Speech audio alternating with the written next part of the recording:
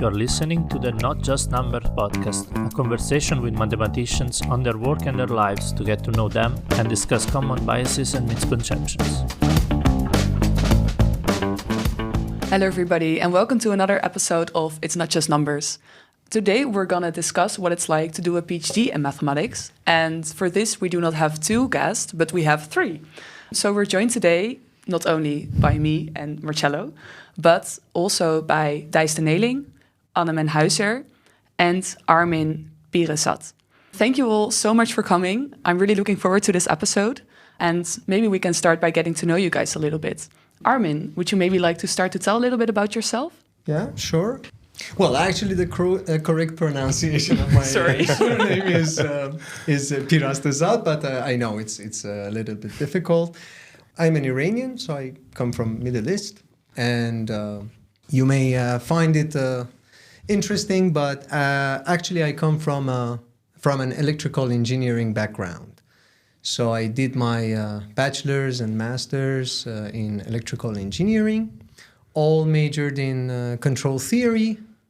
And well, actually it was the second year of my bachelor's that I figured out that, mathematics is something that I would like to pursue. So I started with control theory.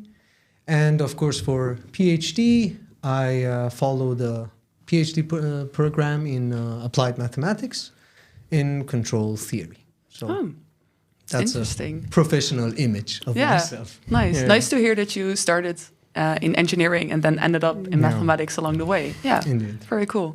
Armin, can you tell us a little bit about yourself?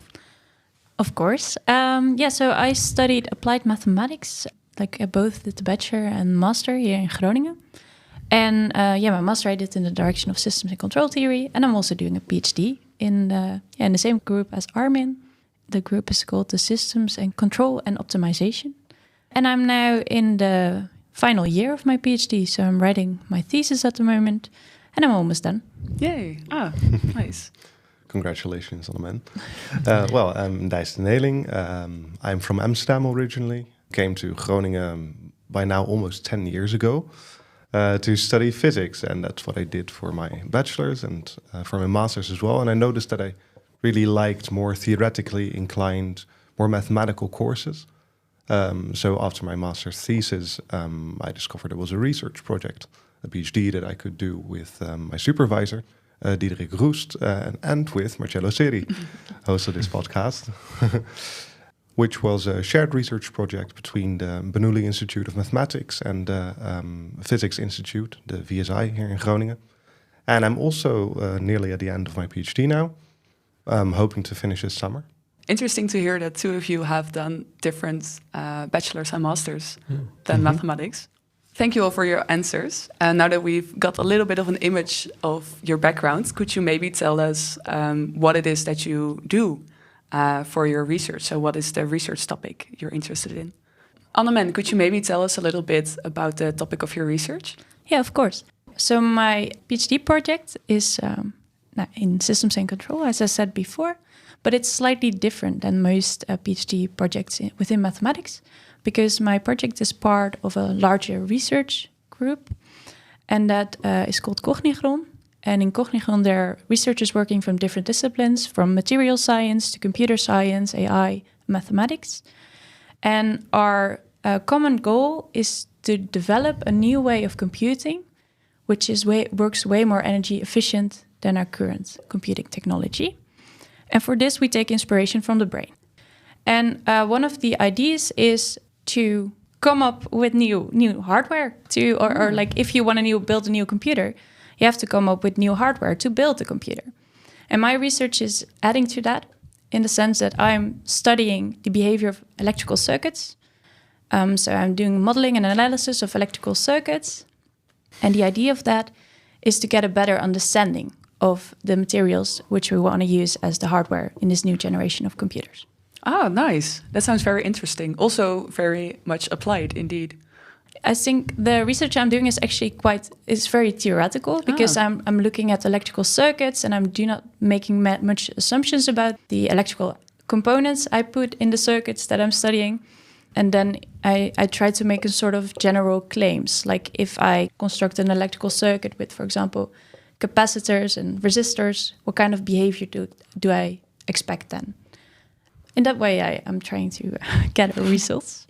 Yeah. Nice. Yeah. Thank you for sharing. The idea of that is to get a better understanding of how these networks behave and if we can use that in the hardware of this new computer. Cool. Armin, could you tell us a little bit about the topic of your PhD research? Sure. So I'm working on modular analysis and design of dynamical systems. I know the title may seem a little bit complicated, but actually the idea behind it is quite simple. So if you imagine Lego, so you have out of very simple pieces, you can make different complicated structures, you see? So the thing is that each of those Lego pieces are actually modules. So they have a certain structure, and by knowing that structure and attaching different pieces to each other, you can make very complicated, structures. And what we are trying to do, actually what we've been doing for the past 3 years, was to treat complicated dynamical systems in a same way. So we try to actually decompose a complicated dynamical system, and that system could be a smart grid, an intelligent transportation system whatsoever, into small pieces.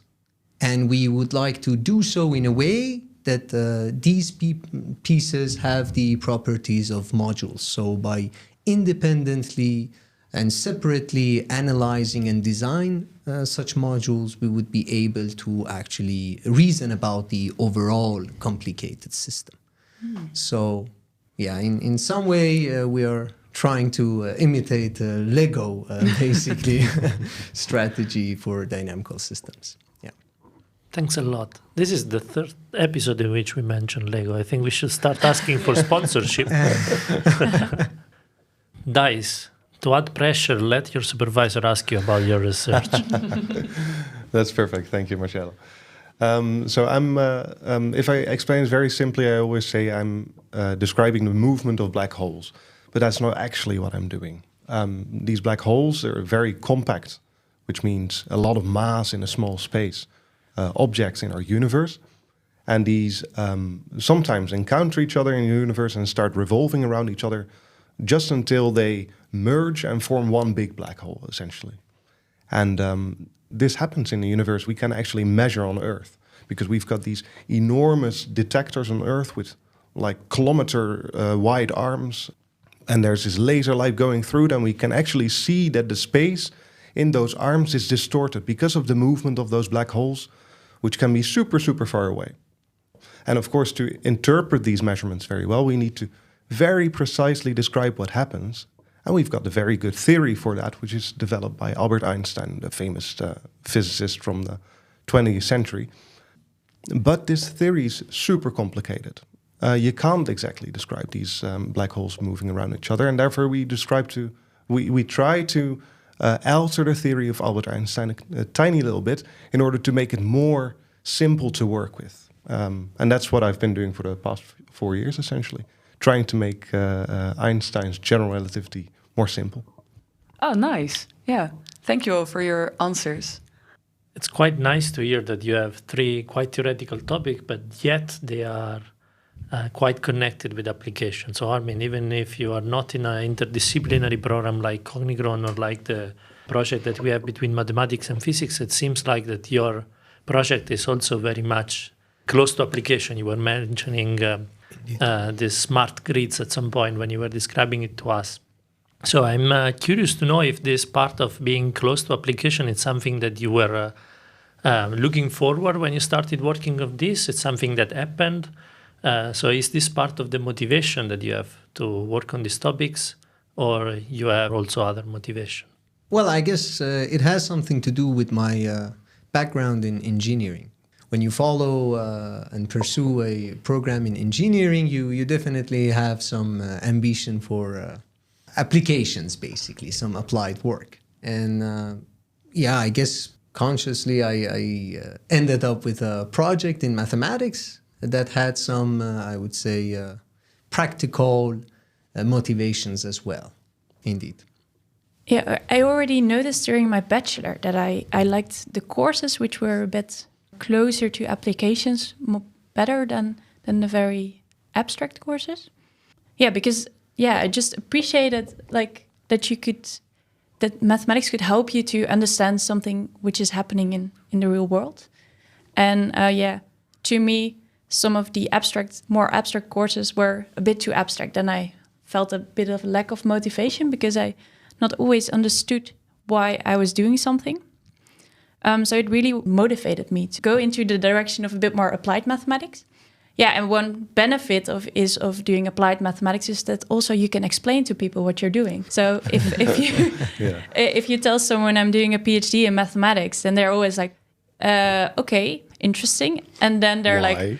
Like, why? Or I often hear like, okay, I'm curious where your project is about. Can you maybe explain it? Or maybe don't bother. I will probably not understand it. So I like it that in most cases I am able to explain the topic of my thesis, sometimes in detail. Most of the times, often you just sketch a bit of the question you want to answer. And specifically the project which I'm currently in really attracted me because it's motivated by finding new ways to make our way of living more sustainable. And I think when I was a master's student, I was already worrying a bit about climate change, and I felt like, okay, I have to start looking for a job, and I felt like I want to do something which is about sustainability. Or I would also think that, I don't know whether this is true or not, but please tell your experience, that when you're applying for a PhD, that it might sometimes be hard to actually visualize what the project is about and what you're going to do. And that a project having a more, like as you said, like you're able to explain it probably to a master's student what it's about and what the application is. Does that also like motivate people more to apply for such a project because they can visualize what they're going to work on for the next couple of years? Or is that not true at all? Could be, but yeah, for me it was very different because I came in touch with the project when I was a master's student. So when I was looking for a master thesis project, I went to my current supervisor. He told me about Cognigron, that he had to find a connection between systems and control theory and the goal of Cognigron.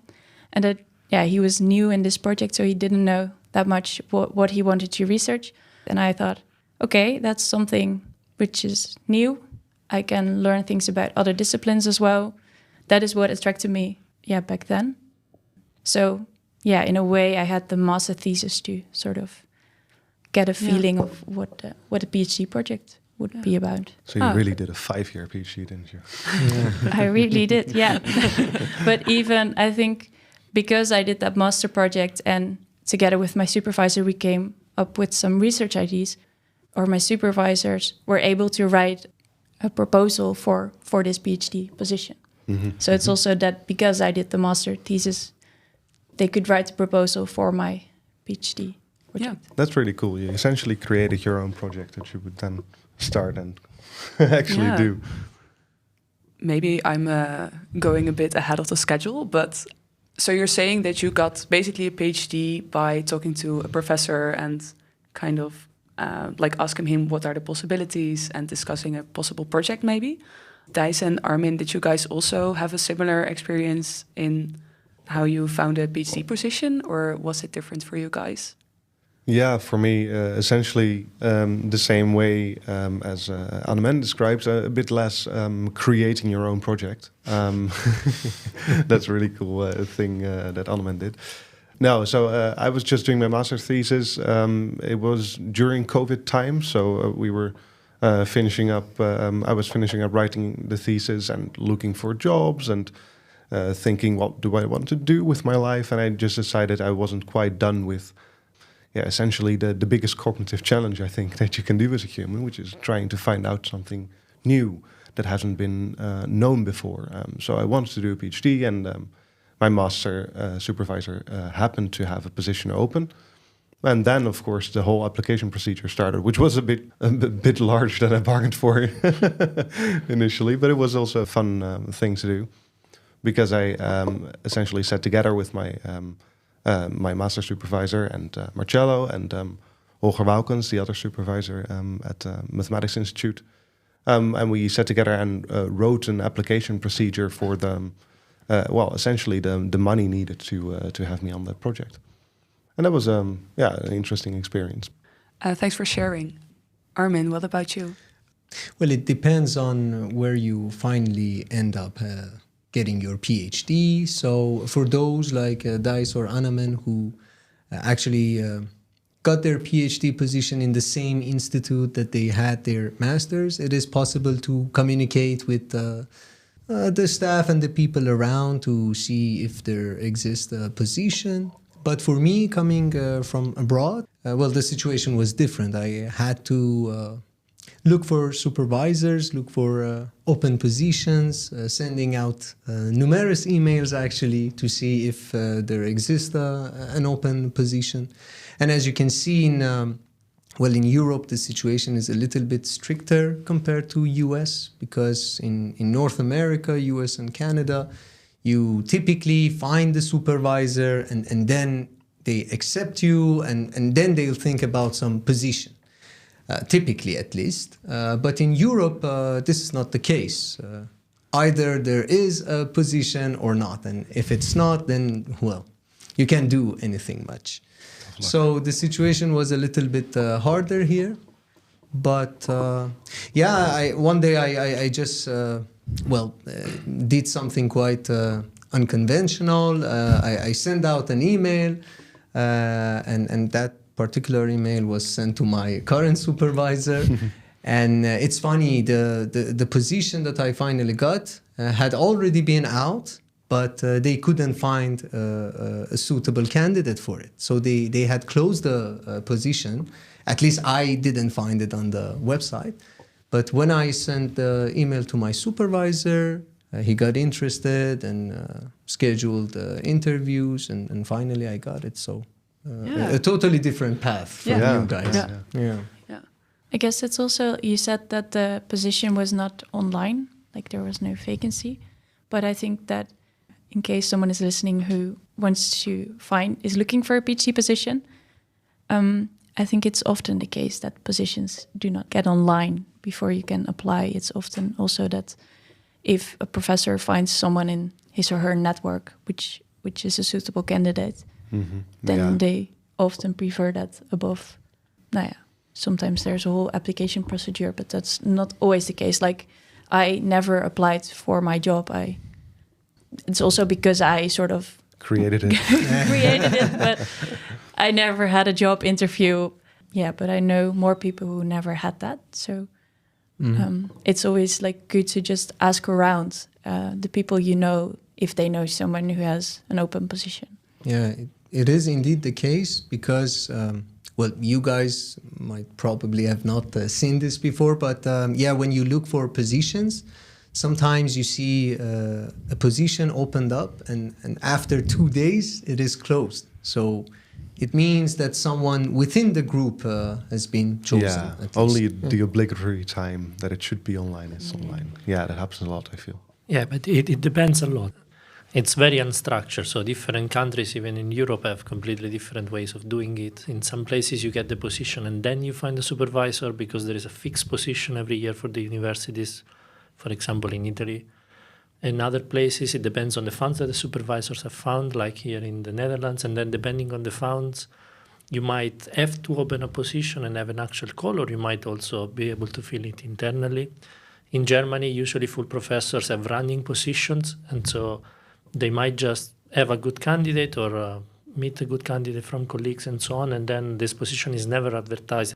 Varies really, really, really a lot. But indeed, also because when you have to shortlist people, you will have lots of applications and lots of good students somehow getting a way to get known because your supervisor are helping you building your network, or because you have contacted the right person at the right time is also important, so that there is more attention into your application. Indeed. And don't get me wrong, actually it's quite understandable for me that if I put myself in the shoes of a supervisor, I would probably prefer to work with someone that I already know. So I mean, it makes a lot of sense. And this is, I guess, something that happens even in the industry, in other work environments.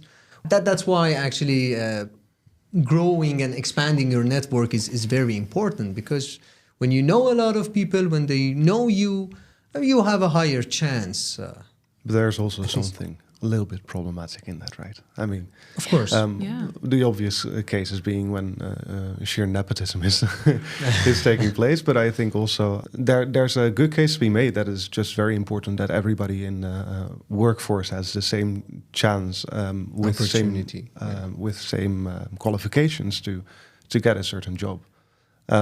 Do we actually know?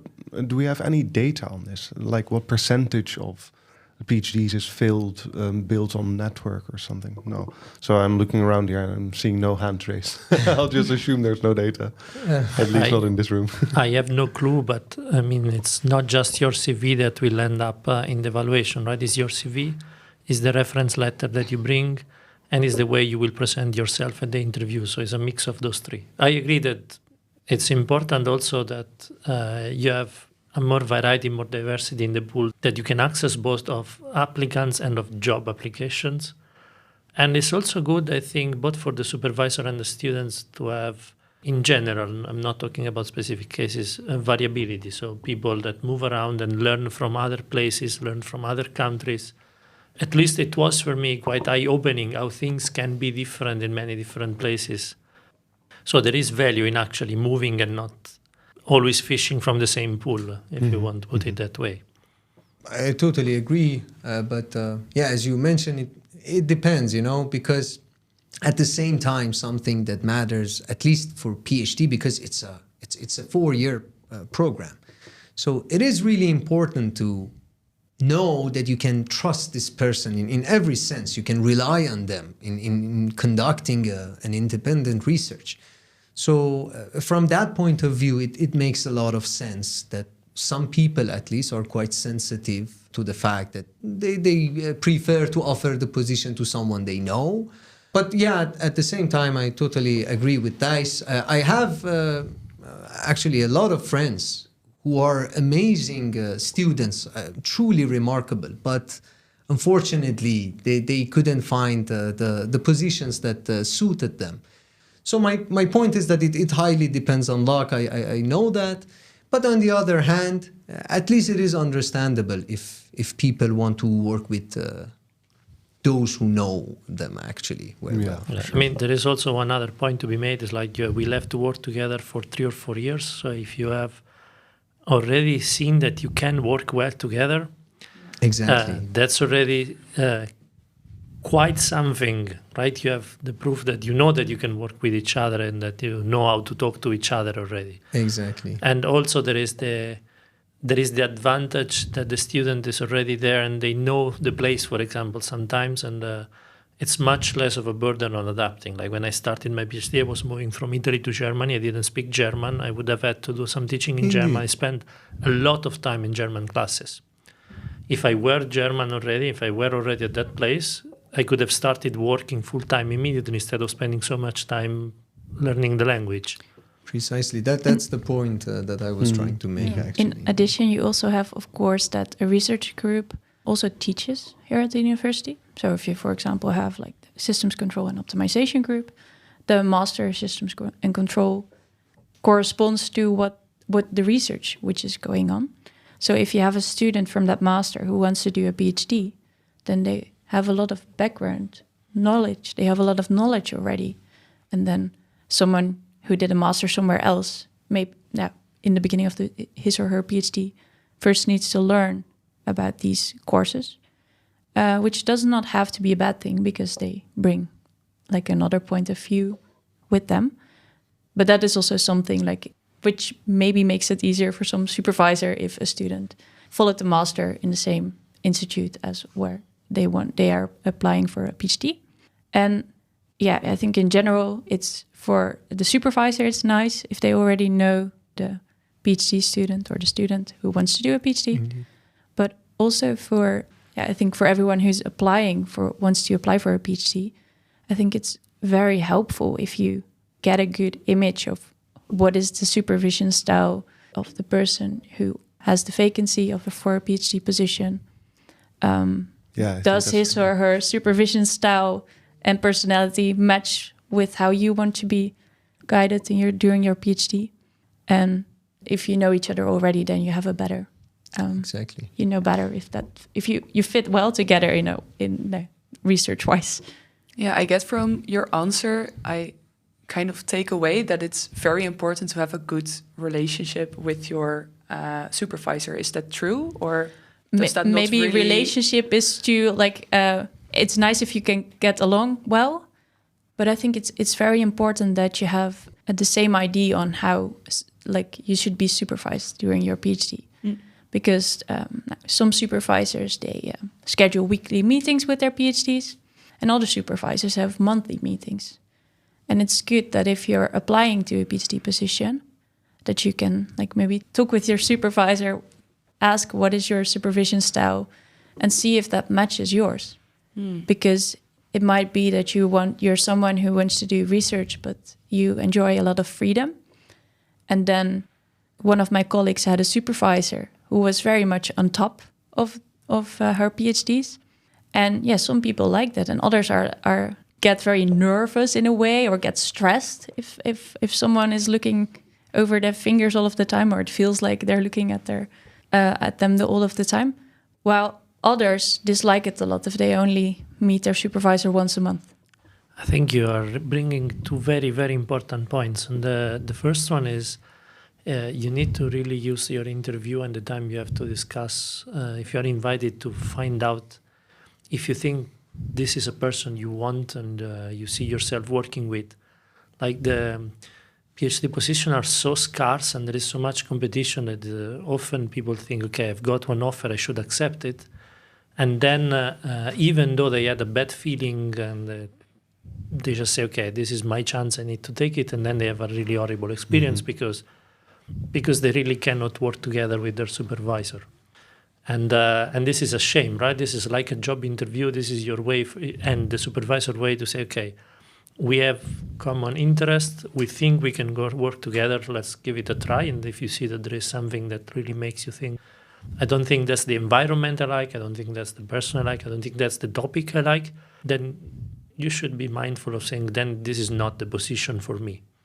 And it's okay to reject an offer. If that's the position you think is not for you, it's fine. It's your life. You shouldn't waste it on something you're not going to enjoy. Yeah, I think that's very important. Maybe even more important than what is the topic. Also, the topic should sparkle interest, of course. But your project is for 3 or 4 years.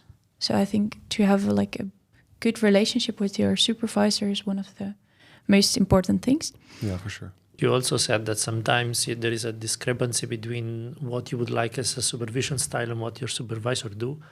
But this is also important to point out to the supervisor immediately and not keep it for yourself. Like the supervision is a shared job. I'm supervising my PhD students, but my PhD students are also should tell me what I'm doing well and what I'm doing wrong. So it should be a mutual exchange of feedback, and then we should learn together what is the right way to work together. If it's one way only, then it's already a sign that something is problematic in this work relationship, I think. Mm-hmm. Yeah, and what I wanted to add is that normally when you apply for a job, it's nice if you get along well with your manager or supervisor. But when you're applying to a PhD position, I think a PhD is a project which you're most of the time doing on your own. And sometimes your supervisor, or actually often your supervisor, is the only person who really understands what you're doing. Yeah. So to everyone else, you have to try to explain what your project about, and they will understand maybe the main idea, or they will understand some more details. But I think your supervisor is one of the only people who really understands it.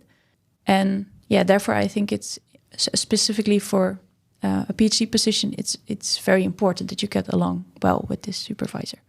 And that's a bit different than if you would apply for a job in a company or so. Then you also spend more time with your colleagues, or you're with others in a project. And then if you don't like your manager, then maybe you can talk about it with some colleagues. And yeah, I think this is an important point, of course. It differs even within academia, I think, because, theoretical mathematicians or physicists or whatever might do most of their work in a closed-off office space and come out once a week to talk to the supervisor. But there's other research fields. I don't know whether do big field experiments and such, where there's way larger teams and such. And it might even be less important there because, you've got loads of colleagues that understand what you're doing at any one time. You're working with more people on the same project. So even within academia, it's wildly different how important a supervisor is for your work enjoyment, essentially. Then let me jump on this and the discussion we are having about supervision. I was talking to some listener of the podcast 2 weeks ago, and they had lots of questions about PhD supervision, and what it means to do a PhD. So I would like to just take a step back. We said how important is the relationship with the supervisor, but then I would like to ask you what the role of the supervisor, in your opinion, during your PhD is, and how much do you think the supervisor influences the research project? As you mentioned yourself, it highly depends on your expectations. So, I guess to begin with, we should think about what a PhD means actually. So when you obtain a PhD degree, it somehow certifies that you had the ability to conduct independent research. So you had the ability to start from scratch, building up something, and reach some conclusion about it. At least that's what I understand from PhD.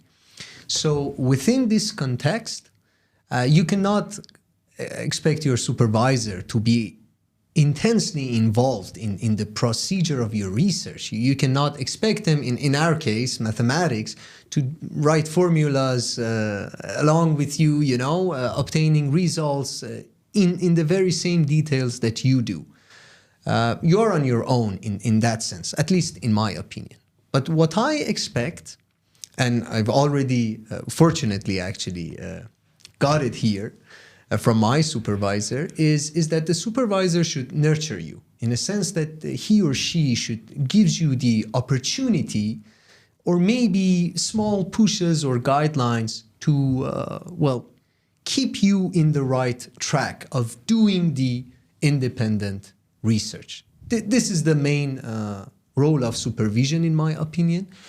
It isn't necessarily limited to theoretical part, the technical part, but it also relates to the psychological part, for instance, the psychological support that a supervisor could give you.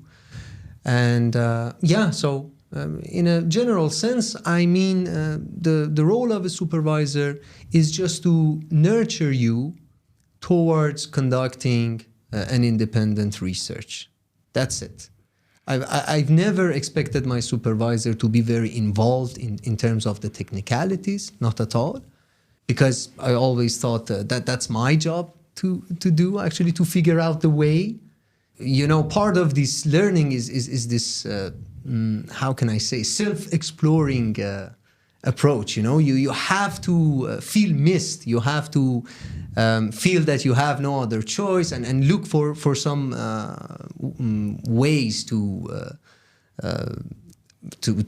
actually continue. So that self-exploring phase is very important in a PhD. Yeah, I guess that's why at least I don't expect my supervisor to be very involved. But what I expect is that, he or she gives me the guidance to conduct independent research. I disagree a bit on your definition of a PhD, because in my opinion, a PhD is some sort of in English, it's called you're a PhD student. In Dutch, you're a promovendus. But in the English name, there's also the name student. To me, a PhD feels like sort of a training to become an independent researcher. So if you obtain your PhD, you have showed that you can conduct research on your own. But that doesn't mean that in the beginning of the PhD, at the start of your PhD, you must be able to conduct research on your own. So the supervision should be in such a way that you can develop yourself to become an independent researcher. And then at the end of the project, you are an independent researcher. But maybe that's also what you wanted to say more or less. And I think it's the supervisor's job to guide you on that road. It depends a bit per person in which way a student needs to be guided. Because some students are procrastinating a lot and they need someone to tell them, do your work. While others put a lot of pressure on themselves and they sometimes need to be slowed down. So I think it's the task of the supervisor to sort of see what is the character of my PhD student and how do I need to guide him or her. I think that's exactly right. A PhD supervisor relationship is a professional relationship, and just as any relationship, it all stands and falls with communication. So you need to be, as a student, as clear as you can about what you want from a supervisor, but also a supervisor should be as clear as they can on what they want from the student. And I think that roughly falls in two categories, that clarity. Firstly, you need to have clarity about the way you want the other person in the professional relationship to work. And that can be like really simple things like being on time every time. That differs among people, among cultures. What's the right way to approach things? Maybe one can adjust to the other, or maybe you need to make really strict guidelines for that among yourselves. But also, just as Armin is saying, in the beginning of your PhD research, you're just not a researcher yet, and you don't know what is important and what is not important on the content of your field. You don't know what results are important. You don't know what important references are important. So a bit of guidance there is warranted as well, I think. But once more, if you want more or less of that, then you should say so as a PhD student. And if you don't want to give that guidance anymore as a supervisor, and you're supervising a student in their fourth year, and they're still asking you for all kinds of references of papers, then say so. Then make clear that that's what expected of an independent student, an independent researcher, I should say. I think also something important which a student cannot come up with themselves at the start of a PhD specifically is the supervisor is the person who is in track of the progress of the project. So they should make sure and just check if the progress in the project is such that the person can obtain a PhD degree at the end of the 4 years. Yeah, the supervisor together with the PhD student should find a research project on which you can work for 4 years and get enough results to finally get the degree. I would add one more thing from the other side, is that, first of all, I agree with everything you said. I think that the supervisor should also bring a reality check. Like my experience, personal experience as a PhD student, and the experience I had with some of my students is that toward the end of your PhD, and sometimes toward the end of your master, you have done a lot of stuff. You have proven new theorems, you have brought in new ideas. But now that you've done it, it feels like they were easy. The proof is written, now it's easy, now it's all done. It was very easy. And so somehow you went from the excitement of having discovered something to say that everything you've done is trivial or not meaningful enough. And it's really a struggle to push back against this feeling, saying, but if you really look back at what you've done, yes, you think it's easy because now we know how to do it.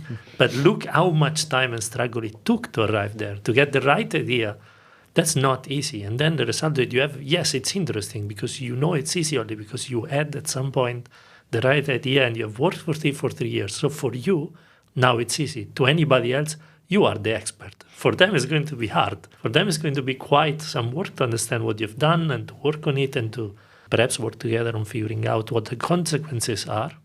But like it's also our job to bring things in perspective because we were there ourselves and we somehow learn to step away from this attachment to the it's easy or it's hard and try to see the meaning from a higher point of view. This is actually very important, and then this is the nurturing part that I was emphasizing on. This requires some vision that an inexperienced PhD student doesn't necessarily have, and this is something that comes from the supervisor. And to share a personal experience with you, actually once I exactly experienced the very same thing. So when I obtained my results, I was like, I could have done it a year ago. I mean, this is super simple, huh? So am I stupid or something that I spent a year to achieve this?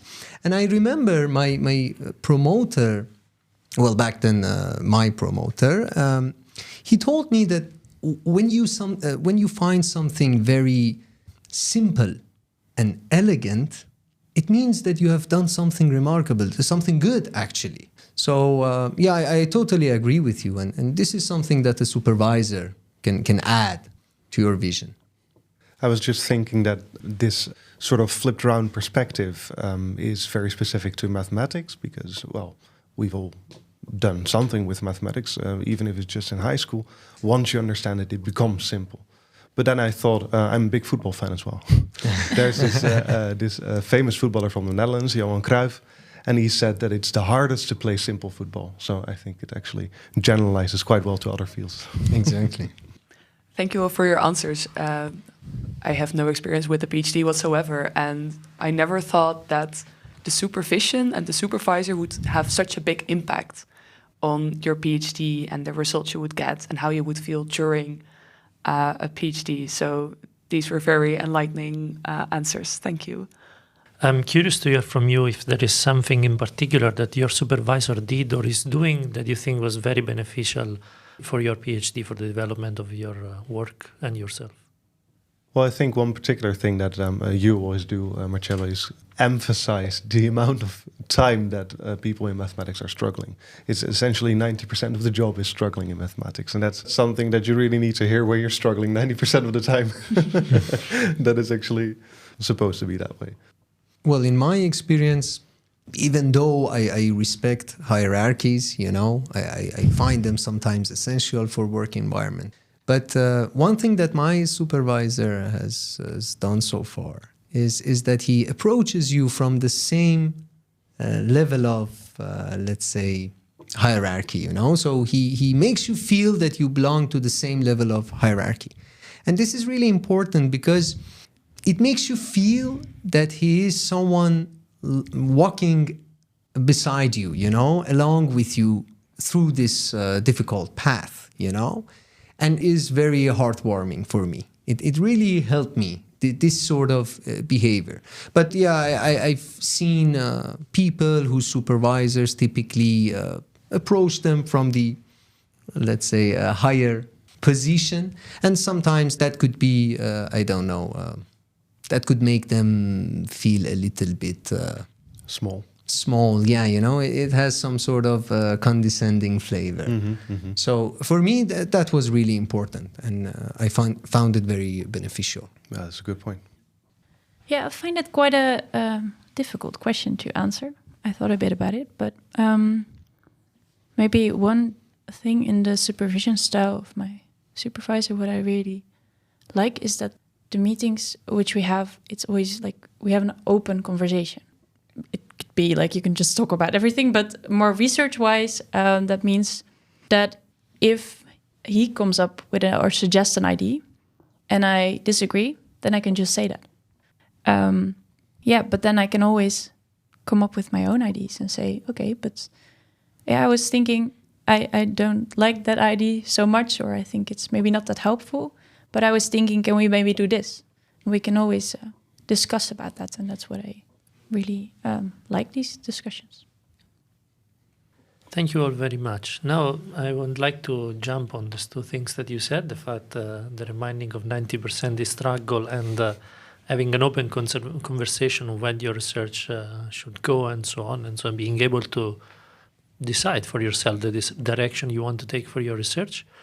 To go a bit more into what is the life of a PhD student like. So I had this specific question sent by one of our listeners, Pietro Monticone, just to give them the highlights. Credit. So what is the routine of a PhD student, and how one is expected to work on their research project, given all we've said? Well, for a PhD student in mathematics, your day starts with coffee. At least that's my experience of it. No, really. For me, it's coming to university, greeting the people that are in the office at that time, getting some coffee, and looking at my to-do list. And my to-do list is essentially a very unstructured gathering of things that would be interesting to look into. And that's from interesting papers or a certain technical question that you want to answer for yourself, or it's something that you still need to write or make a PowerPoint on in order to present it or whatever. And then just go through the to-do list and see what you feel like working on that day. Because, well, as a PhD student, you do have that freedom to just completely decide what you want to do any day, which is one of the major advantages from being a PhD student, I think. That's it. And then have lunch together. I think how your typical day looks like a PhD depends also a bit in where you are, at which stage you are of your PhD. Because the PhD is actually a bit like the rest of your academic career. Or to me, it felt a bit like a follow-up of my bachelor and master. But then the higher the degree, the more research you do, the less courses. So when I started my PhD, I first had to follow a lot of courses. Some courses which are taught in Utrecht, which are specifically for the field of systems and control.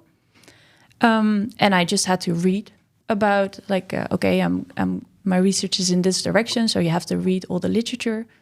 You have to get a feeling of what's going on in the field. And then you, after that, you can start with your own research. So you have to define a research question and start trying to solve it. And that's part of your day. You're writing papers when you get some new results. And these results you can also present at conferences. Often conferences are abroad. And you have to give talks there. So that is also part of your job. But also, being a TA is part of your job as a PhD student. And it depends a bit on which stage of your PhD you are, how much time you spend on teaching or on going to conferences or following courses. And I'm currently in the final stage of my PhD, and now my working day is like starting, typing, taking a break, typing, because I'm finishing my thesis. And I'm in the final months of my thesis, and I didn't drink any coffee so far. Oh, wow. Makes it way more impressive. So. Well, in addition to what Dijs and Armin said, I guess the nice thing about academia, basically, is that the workflow in it is at least more flexible compared to industry. So, based on your personality, you can adjust it and shape it a little bit. At least the daily routine. So when I was doing my master's and of course bachelor's, I couldn't distinguish between weekends and working days. I had to spend every single day on the studies, the courses, whatsoever. But here, what I did was to distinguish between these two, and I try to view PhD in a more, let's say, rigid work schedule. So I wake up early in the morning, do the work, focus on the work, whatever it is, whether it is research or presentation or a teaching task whatsoever. And then I finish it at 5, for instance, 6 p.m. So it depends on the personality. It works for me, but I have many other friends who would prefer to work even late at night. So it depends on them. So I guess it depends on the person. And sometimes, for instance, when I'm, my mind is occupied with some research idea, I think about it whenever I'm at the gym, whenever I'm on the train. So it depends. It's quite flexible in my opinion. Yeah, that's right. That's right. I think as a student, your time is more naturally scheduled for you because you've got all kinds of tests and deadline things that you need to work for. A friend of mine used to say that student life consisted of a series of sprints, whereas a PhD is more like a marathon. So you need to get into your own rhythm in order to be able to finish it even. Exactly. And maybe I would like to add something about the flexibility, because as a PhD, no one is checking if you are in the office at 9 and maybe leaving and there till 5 or whatever. So you have flexibility in your working times. And maybe sometimes if you need to do a task for which you really need to be very focused, it can be that you make a bit less hours than 8, or you work a bit more on other days. So in that sense, you have flexibility. But also I felt a lot of freedom in the way I filled in my PhD project. So you have some certain goals. You set the certain goals at the beginning of your PhD. But for example, I felt like I wanted to go abroad for some time to experience how it is to be part of another research group and do a part of my research in collaboration with someone else. So yeah, I also had the freedom to do that. And I went to Cambridge eventually for only 2 weeks, but still it was nice to experience the atmosphere in another research group for a few weeks. And now I'm writing a paper together with someone from the University of Cambridge. And but that's just an example of like one of the things I really wanted to do. And I had the freedom to do that. But also I gave guest lectures at primary schools and high schools because I liked to do that. And I just asked my supervisor, is it okay if I spend some of my time teaching to primary school children? Yeah, and he was okay with that. So, and I did something like at some point I was in a board of an association. So yeah, it's also like you have to think for yourself, like what do I want to learn in these years and what fits my personality? Because yeah, it doesn't fit me well if I'm doing research on my own in an office. I really dislike that. So I liked it a lot that I had these opportunities to step out of the office and to visit another university or to give guest lectures. Mm-hmm. Yeah, I think for a lot of PhD programs, there's some part that's really dedicated to training you as a professional, whether that is only research or broader than that. Depends a bit on the university, I think. What you've done, Armin, sounds super interesting. And I actually had the opportunity to do something also training related, but really a completely different field. I participated in a think tank for half a year, just as part of my training for the PhD, which was on biodiversity, which is really something I knew nothing about before I started. But it's a way of the university making true on their promise to really educate you as a professional instead of just having you do research for a relatively low salary. No, indeed, these sets of transferable skills do actually matter a lot, and they don't have to be necessarily and directly related to the research. So it's sometimes focused on shaping your personality, you know. What did you do actually, Armin? Well, for instance, what I did that I really liked is that I took a course abroad. So that was really nice for me in Sweden. Well, there were many students coming from different parts of the world. Some of them even came from US, even though it was very far. So I really liked that experience, you know. Even though, I mean, taking that course wasn't necessarily, you know.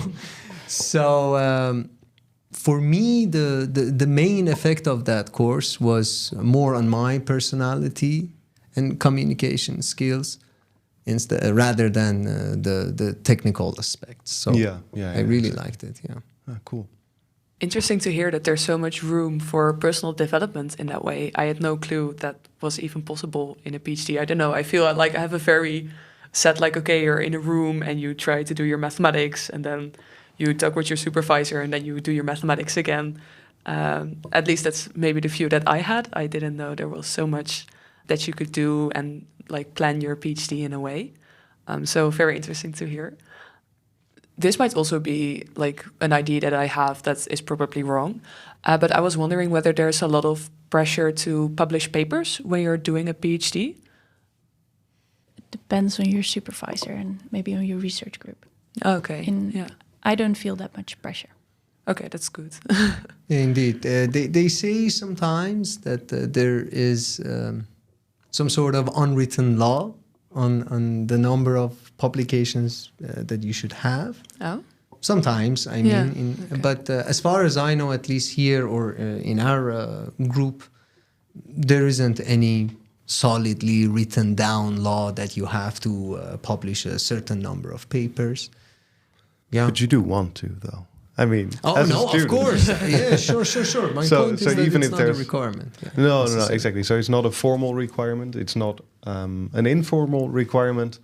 But as a student, if you're a PhD student, you've been hired because you've got some kind of ambition in science, and that means that you want to be at least as good as the norm, right? Yeah, and there is a kind of norm. There's I think this rule about 4 publishable chapters in your thesis, which highly suggests... For us, it's 3. 3? Oh. This is the unwritten law. There's not really a rule, but I know some PhD students who feel a bit more pressure of publishing. Yeah, because there are also some supervisors who really want their PhDs to go to conferences. And for the conferences in my field, I need to publish or write a conference paper, make a conference submission, and otherwise I cannot attend the conference. So some supervisors really want their PhDs to attend a lot of conferences, and then you have to write conference papers. Around me, I sometimes see PhD students who put a lot of pressure on themselves or feel pressure to write these conference contributions. Yeah, I've also seen other people struggle with that a bit. I'm very lucky in that respect myself that I don't really experience any external pressure. But you do, of course, feel the internal pressure to want to. That I totally agree. To agree with, to show that you're at least up to the norm and such, which is also a kind of publication pressure, I guess. Yeah, and besides, it's the urge to share your result with the rest of the world in some sense, and that's it matters a lot. But it's something internal. I agree, but again, it depends on the institute. I've even heard that apparently there was someone in Eindhoven who was granted a cum laude, but he hadn't published anything, So he was granted a cum laude only on the basis of his thesis.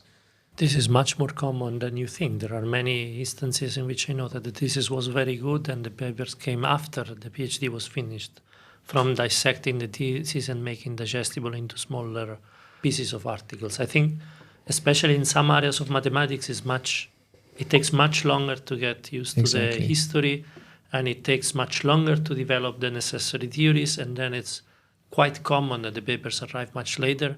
Sometimes you might even have 1 or 2 drafts during your PhD, but the review times are so long that they will be published later. So I think it's actually a good idea to wait when you have good results and publish it rather than trying to do too much. No, exactly. But it depends really a lot on the fields, on the customs, on what your research is about. So there is a huge variability in this sense. Yeah. Actually, that's something that we experience as well, Marcello, when we talked to my physics supervisor, who, promptly in the first year said something like, yeah. So, 4 papers is the goal, right?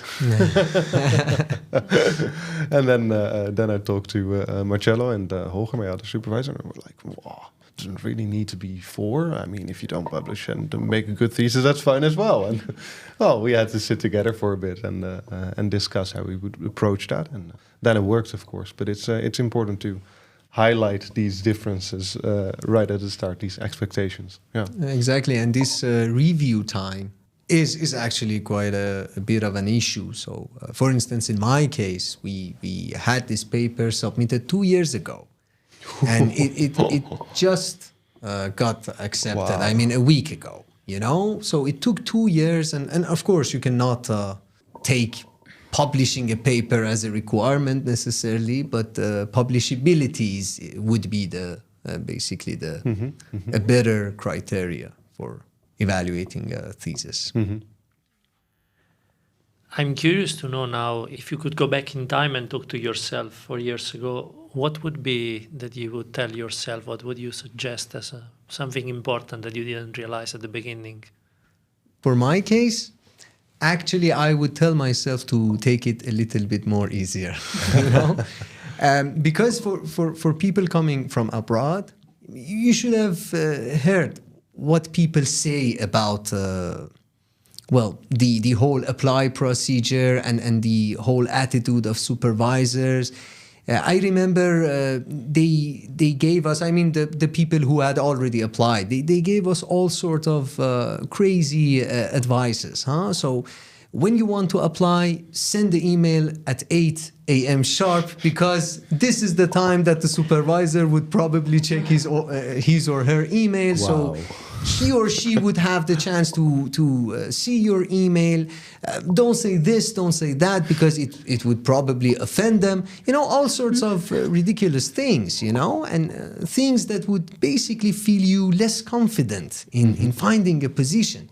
And this somehow brings me back to what Marcello said a few minutes earlier, that that's why many of the people who look for positions, whenever they get an opportunity to interview and an offer later, they're like, yeah, I have to accept this, you know? So it somehow lessens your confidence. So for myself, I would have told myself that, yeah, take it easy. Relax. Yeah. The supervisors are human beings as well, huh? So Sounds like healthy advice. I have one practical advice to myself and one more like emotional advice. When I just started, like 3 months after I started, the pandemic started. So maybe an advice for my younger self was, it will all turn out fine. Don't worry. Oh gosh. And the practical advice is, document your stuff well. So if you have some results, write them down nicely, so that when you come back to them later, you know what you did. that is very important. Yeah. So keep track of your references. Use like YAPRIF or so. Mendeley, or I don't know what kind Mendeley, of Mendeley or JAPREF, order your sources. Write down some comments about what was important about the sources. If you find some results, or also if something doesn't work out, just document it. Or make some notes about the meetings you have with your supervisor, such that,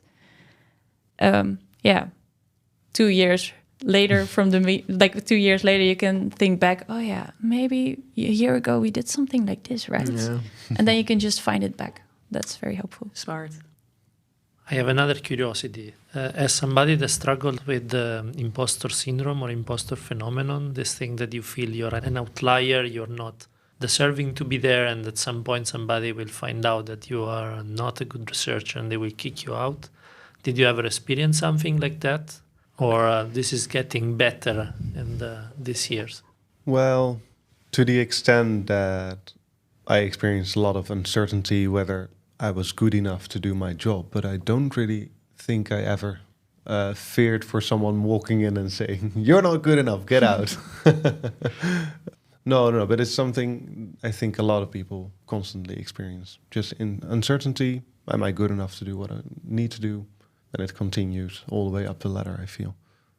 I have not really experienced the imposter syndrome, but at moments I've been a bit insecure as well. And then in the beginning of my PhD, then or people always ask like, "Oh, do you have results?" or "How is it going?" And sometimes you're just stuck. You have this problem you want to solve. You think you can solve it, but you don't know how. You've tried 9 different ways. They all didn't work out. And maybe way 20 will work. And sometimes this can take months or half a year. It can take a very long time. And then it might feel as if you're not quick enough with getting the results. And you see around you that other PhDs are writing papers or having papers accepted. And it's very easy to compare yourself to others, but that is something you should not do because each PhD project is very different. Some projects are very applied or are a continuation of a line of research which is already well known. Other projects are, my project is on a topic that no one ever studied before me, so then it takes some more time. And yeah, the process of writing papers is not a linear line. That's what one of my colleagues said in the beginning. Might be that in 1.5 years you don't, it feels like you're not producing any results. And then maybe in the half year after that, you all of a sudden have enough ideas to write multiple papers. Indeed, what Annaman mentioned is actually very important because throughout a PhD program, it happens on numerous occasions that you doubt yourself because you're stuck, exactly. And well, people in mathematics know exactly what I mean. So those results, those ideas that seem promising but are not going to lead anywhere are really dangerous because you keep working on them, you know, because they seem promising, but they're not going to lead anywhere. And I had that experience. I had an idea on which I worked for a year. And I remember there came the moment which I was this close to nervous breakdown because I realized that it's not going to work. And I've wasted a year of my life, basically, of my PhD on this. I was super pissed. And this is the point that the role of the supervisor is really important. And I remember my supervisor, I shared this with him and he was like, yeah, you know, it's not a biggie. It had happened to me before even throughout my own PhD. So yeah, I guess this imposter syndrome partly stems from the fact that students don't trust their own supervisors. Because if you trust their instinct, if you trust their vision, you would be sure that if they have chosen you, it means that you are competent enough, you are qualified enough, you know, so trust them. You know, there's no doubt to doubt yourself, actually. There's no need, to doubt yourself.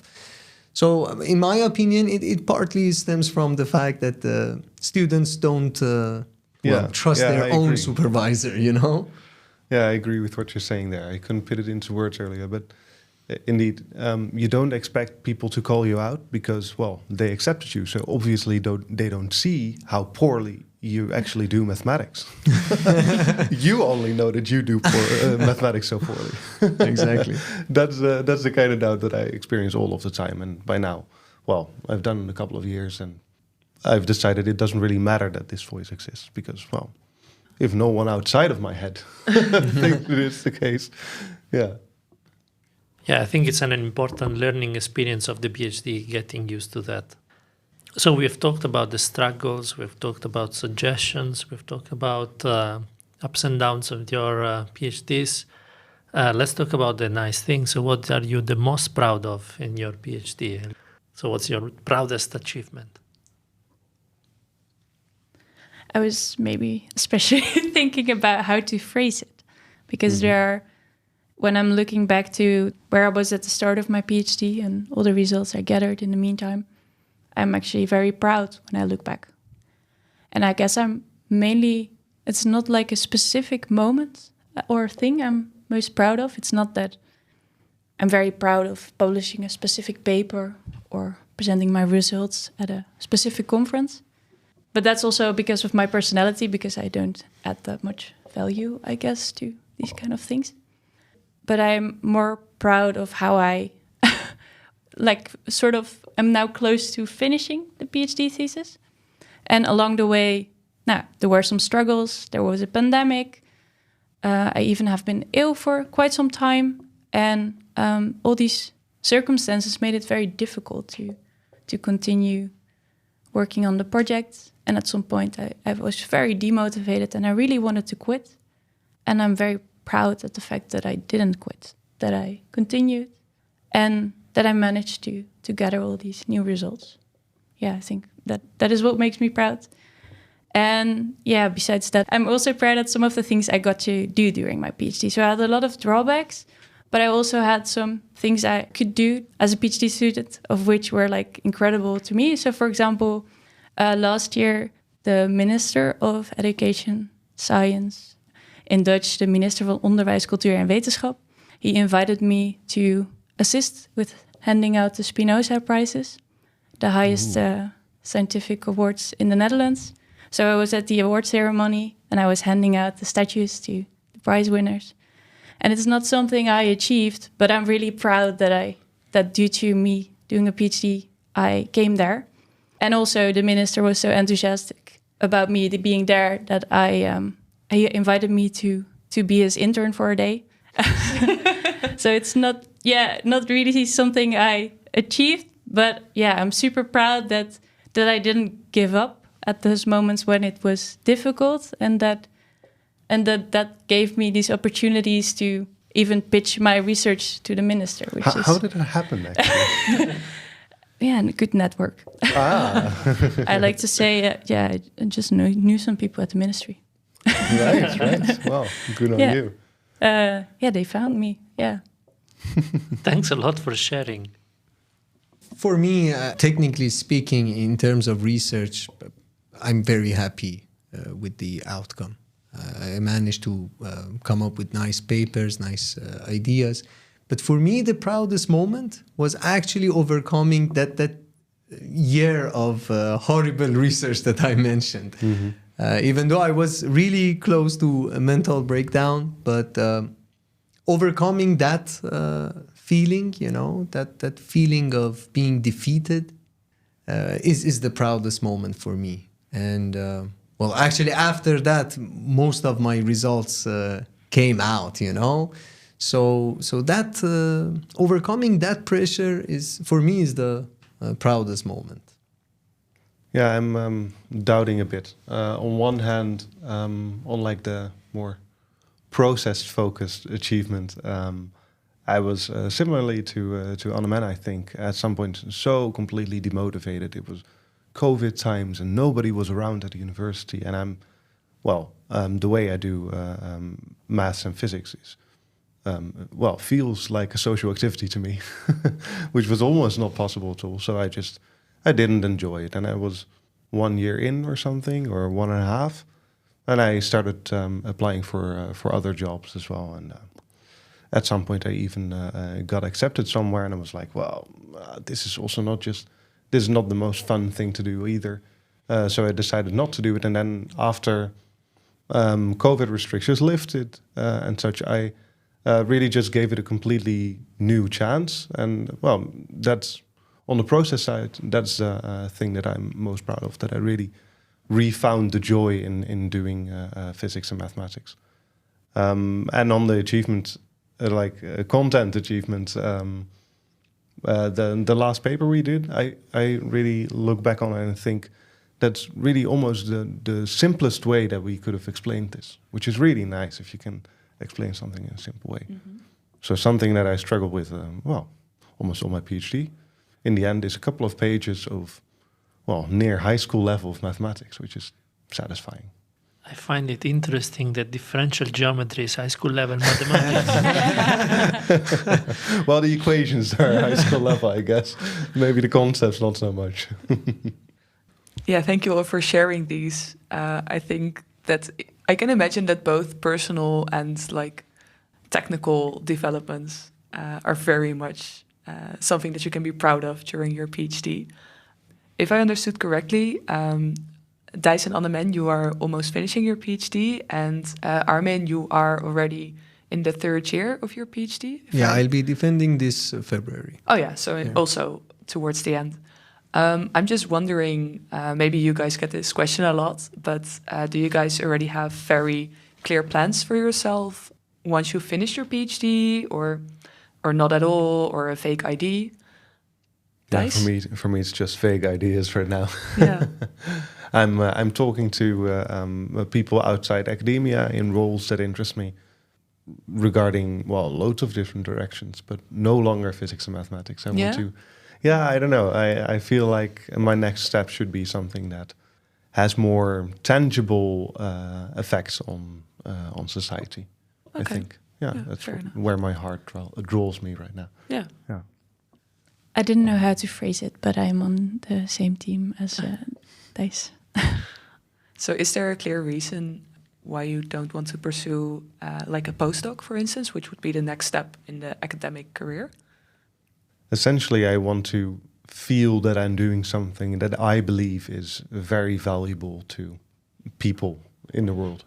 And sometimes I feel that theoretical physics and mathematics is not that thing, although I do recognize that in the past it has resulted in things that are very, very valuable to people. So there's a slight contradiction in my beliefs in that respect. But yeah, sometimes your beliefs simply are contradictory, and you can't really get around that. And I feel like I've reached that point that I just want to feel valuable instead of perhaps be valuable. Yeah, and maybe if you feel more valuable outside of academia, then that would be the right suit for you. Exactly. Yeah. Armin, do you have an actually, idea? for me, it's very clear. Oh, nice. I would like to stay in academia, and so that means, in order for me to stay in academia, I have to pursue a couple of postdoc positions, and then look for finally a assistant professorship position somewhere. Well, it may sound very cliche, but I remember I was a freshman in high school. In our first session of chemistry, our teacher asked everybody what they would like to become in the future. And I said I would like to become a scientist. I didn't end up in science, but I always wanted to stay in touch with the research and the whole academia environment. Nice that we have somebody who is very enthusiastic about academia. Is it, I have no clue, but is it like, how do you find a postdoc? Is it similar to finding a PhD position, or is it harder, or? Well, I haven't started yet. Oh, okay. But I guess they are similar, more or less. So. Yeah. So you will be emailing professors at 8 a.m. in the morning. This time, no. I'll send emails in the weekends, but yeah. Thanks. So, of course, our podcast is not only about discussing what it's like to do a PhD, but we also try to show what people who are mathematicians are like. So we would also like to ask you guys as a final question, what you guys do in your life outside of mathematics. So any hobbies or interests that you might have. Armin, can you tell us a little bit? Well, for me, it's jazz. I'm a super jazz enthusiast. Cool. And also, I really enjoy literature. So reading and listening to jazz is... Nice combination, I maybe. do most of the time. Yeah, besides that... I know my way around in the gym, and that's all. Most of my days are like that. Sounds fun. Yeah, I also like to read. I don't really get to read as much lately, sadly. I always find it hard to read in transitional periods. And other than that, I like to run. It's a kind of meditation for me, and it works really well. And to my shame a bit, I'm a big football fan. Yeah. So you're watching all the European Championships absolutely. Every games? single one of them. Yeah. No, I spent hours behind the screen these days. Yeah. Nice. No wonder that you don't have time for reading. Exactly. And besides, we are recording the day after Netherlands won 3-0, right? So you are very happy today. I'm super happy today. I enjoyed that a lot. Yeah. I'm really into sports. Yeah, so I'm a member of a rowing club, and there I have a team of friends with who I do rowing together. But we also go cycling together or go swimming together.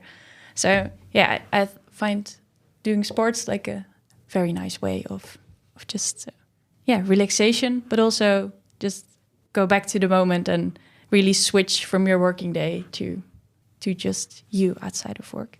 Yeah. And during the pandemic I started singing, and nice. I'm now also I started playing piano, and I've been in a band as the lead singer. So that's Nice. also Cool That's stuff. cool. Oh. nice. That also I spent also a lot of my time on music. Cool, nice. Thank you all for sharing. And with that, we're going to end this episode. Thank you, everybody, for listening. Thank you all for joining. Some of you a bit last minute, but thanks. Marcello, thank you for co-hosting this episode with me. And thank you to the listeners for joining in again. Don't forget to share this episode with your friends if you've liked it. And we hope you will join in next time.